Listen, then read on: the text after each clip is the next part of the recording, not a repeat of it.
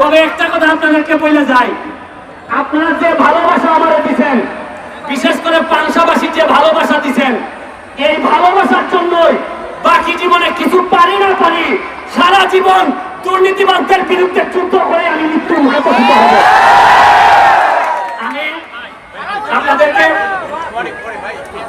আমি আপনাদেরকে বিশেষ করে মারুফ ভাই এবং আমাদের জালাল ভাই, আমাদের ভাইস চেয়ারম্যান, আপনাদেরকে বলে যাব, আপনারা একটা ম্যাচ আমাদের সাথে হবিগঞ্জে যাবেন। শুনেন, আত্মীয়তা তো এইভাবে গড়ে ওঠে না। আপনারা যাবেন, আমরা আসবো, এর মধ্যে দিয়ে আপনাদের সাথে আত্মীয়তা হবে।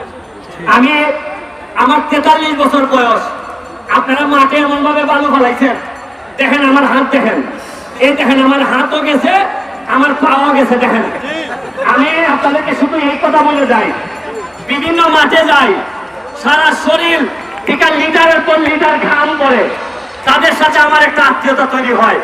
তবে পাংশা হিসেবে আমি বলতে পারি, শুধু ঘাম না, আপনাদের মাটিতে রক্ত ফেলে গেছে, আপনাদের সাথে একটা আত্মীয়তা তৈরি হয়েছে আমার। আপনারা সিলেটের হবিগঞ্জে যে কোনো সময় যদি যান, কোন লোক যদি বিপদে পড়েন, কোন লোক যদি টাকা পয়সা দিয়ে আপনাদের, আমার এলাকার কোন আপনাদের টাকা দেয়, ব্যারিস্টার সুমনের সাথে যোগাযোগ করবেন। মনে রাখবেন, আপনাদের এখানে 4টা ভাত আর মাংস খাওয়ার জন্য আসি নাই, এমন একটা সম্পর্ক তৈরি করতে আইছি, এই সম্পর্ক নষ্ট দিয়া, ভ্রাতৃত্ববোধের মধ্য দিয়া বঙ্গবন্ধু সোনার বাংলা বানাইতে পারি। এই সম্পর্ক পরিশেষে রাজার বাড়িতে এসে আমাদের যদি কোনো ভুল ভ্রান্তি হয়ে থাকে, আপনারা আমাদেরকে ক্ষমা সুন্দর দৃষ্টিতে দেখবেন। আমি ধন্যবাদ জানাচ্ছি অ্যাডভোকেট তুহিনকে, তার বাসায় 4টা খাইতে দিছে। আমি আশরাফুজ্জামানকে ধন্যবাদ জানাচ্ছি, আমাদের ঢাকা ইউনিভার্সিটির প্রফেসর, অ্যাসোসিয়েট প্রফেসর, এবং আপনাদের এলাকার কৃতি সন্তান যারা আছে, সবার প্রতি আমার শুভেচ্ছা অভিনন্দন দিয়ে আজকের মতো বিদায় নিচ্ছি। একটা সুপস্থিতি নিয়ে যাচ্ছি যে আমারে যদি কেউ জিজ্ঞেস করে যে পাংশার ব্যাপারে আপনার কোনো ধারণা আছে কিনা, তবে আমি একটা কথা বলবো, পাংশা হচ্ছে কি এমন রাজবাড়ির এলাকা, মনে রাখবেন, চোখ বন্ধ করে এই পাংশার মানুষের সাথে আপনি আত্মীয়তা করতে পারবেন।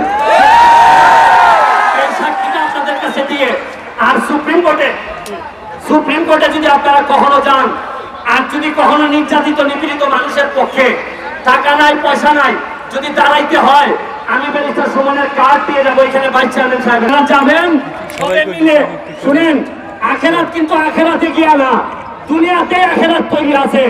আপনার কর্মই আপনাকে আখেরাতের জবাবদিহির জন্য প্রস্তুত করবে। আপনাদেরকে আবারও কোর্ট জুড়ে আহ্বান জানাচ্ছি, এক সামান্য হবিগঞ্জ থেকে ব্যারিস্টার হওয়ার কারণে আজকে আমি এত জায়গায় মানুষের জন্য কাজ করতে পারতেছি। আপনাদেরকে আবারও বলবো, আপনারা তো রাজবাড়ির সন্তান, আপনারা চাইলেই নিজেদেরকে প্রতিষ্ঠিত করতে পারবেন, পড়াশোনা করতে পারবেন। আপনাদের জিল্লুর হাকিমের মতো এমপি যখন আছে, আপনাদের জেলা পরিষদের চেয়ারম্যান 10 লাখ টাকা বরাদ্দ দেওয়ার মতো কলিজা থাকে, তারপরেও আমি বলবো আপনারা পিছিয়ে যান না।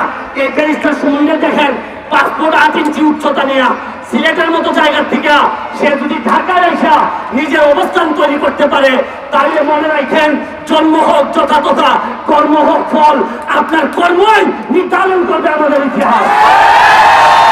পরিশেষে আবারও ধন্যবাদ জানিয়ে মাননীয় এমপি মহোদয় রায়, ওনার আশীর্বাদ কামনা করে আপনারা যারা নেতৃবৃন্দ এখানে প্রশাসন সহ আসছেন, সবার প্রতি শুভেচ্ছা অভিনন্দন জানিয়ে আজকের মতো বিদায় নিচ্ছি। ভালো থাকবেন। আসসালামু আলাইকুম।